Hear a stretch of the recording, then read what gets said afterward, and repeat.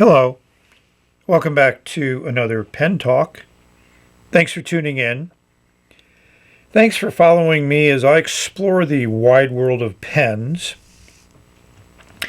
Today we're going to be focusing on nibs, and in particular, custom ground nibs. I made an acquaintance on Instagram, Arlo Palmer. He's a high school kid who grinds nibs. I have a link up above to his Instagram account. That's the best way of contacting him. So I sent him a number of nibs to grind. I gave him artistic leeway in a lot of the grinding. And he sent me some nibs back. So we're going to explore one of those in this video. And that's this PenBBS fine nib, which he ground to 1.1 Cursive Italic. And for reference, here's the original fine nib. It's a two-tone version of it, but it's the same shape, same tipping as this nib had before it was ground. So we're going to explore the angles of this nib in relationship to the original nib before we put it into a pen and see how it writes. Many of you may think, well, I got a lot of PenBBS pens. Well, at least I have a lot of PenBBS pens. And I get bored with the same nib all the time. And the pens, I have swapped nibs out.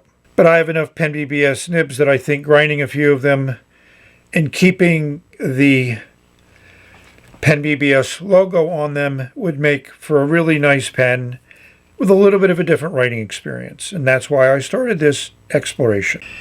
I think this shows off that different tipping material and what was ground off of that nib originally. We come around with a profile look. We'll see how that upturn tip was ground off. And the edges of that nib that have been ground look nice and smooth, which is what a Cursive Italic should be. I'm excited to try it out. This is going to be my test pen for the ground PenBBS fine nib. And currently now, it has a Nemosine stub in it, a 0.6 stub. So let's see if we can compare it to the nib that's going to go in.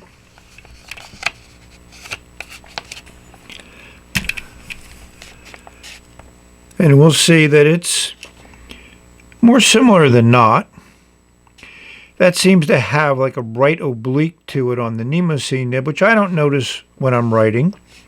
But let's see how it writes, and then we're going to swap it out for the PenBBS nib and see how that writes. So we have a Cursive Italic versus what's called a stub. Interesting to compare them.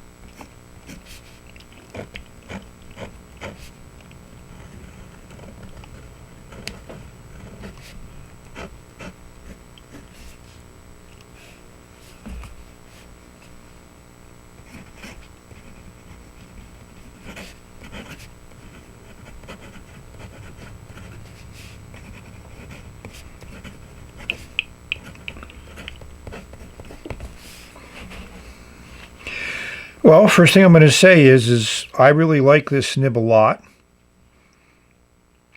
And it's just very smooth, and I love those classic line variations you get with an italic nib. I mean, those horizontal strokes are very fine,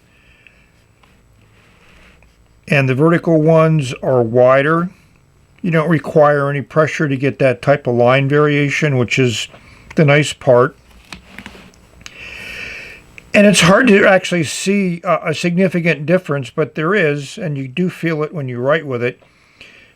These horizontal lines are much thinner than the horizontal lines on the Nemosine 0.6. And of course, this is a stub. And in the loops, you get more line variation. You can see the top here is thinner, the downstroke is wider, the upstroke is wider a little bit, but you know, it just varies with how you write without any additional pressure or any other change to your writing that you need to do to get some line variation. I mean, it really feels good on the paper. So I would really give kudos to Arlo, and he sent me a nice letter where he wrote with this nib, and he was very happy with how this nib came out, and so am I. So I think we found a new addition to nib grinders, and he's a youngster, so there's a lot to learn, but he's certainly starting off on a very good level. We're just going to now compare this to a couple other CI nibs so we can put things in perspective. So I have this nice ebonite kiwi pens, which also has a nib ground to a Cursive Italic. You can see no tipping material.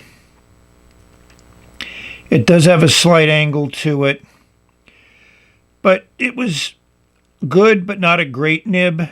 It's nowhere near as nice as the PenBBS Cursive Italic ground by Arlo. Let's just put a few lines on paper with this Indian Cursive Italic nib.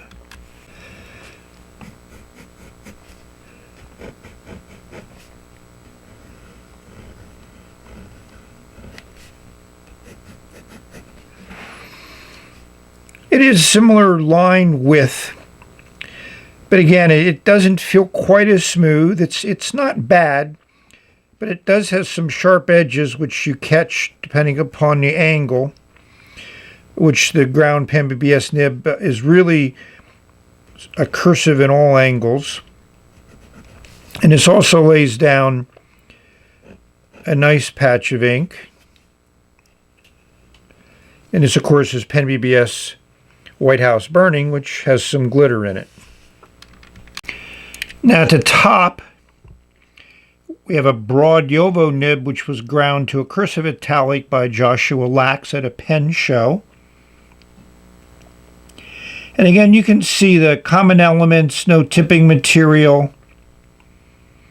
It's ground at a decent angle. It's a wider nib because it was wider to begin with, being a broad versus a fine, which is what Arlo used on the PenBBS nib. But let's see how this one lays down a line also.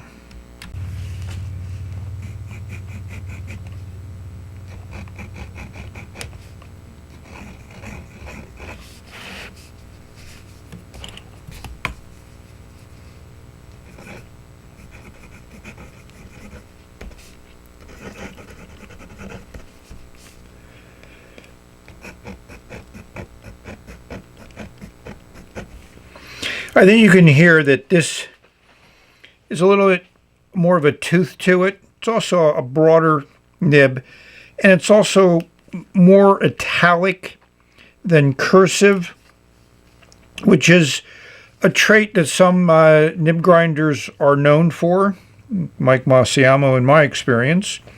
But this gives you your fine line in the horizontal and definitely a wider line in the vertical. And this also lays down a decent amount of ink. I think this is PenBBS nice green I think I have in here, but I could be mistaken. And this nib has its own purpose, and I've enjoyed this pen since the day I first got it many years ago. You know, it's a Charleston pen in that beautiful matte finish that Jonathan Brooks makes, Carolina Pens. Really beefy section, which I like. So here's another Cursive Italic that I had ground by Mike. He's a nib grinder in the Midwest, and I've used his ground nibs in a number of pens. So he ground this Bulo nib, which is like a number 6 medium. Jinhao, I would put it pretty close to that. This is in that brass Moonman T1. And again, you can see that common theme here. It also has a little bit of an angle to it, which I think I probably asked him for when he ground it. Let's just see about this line.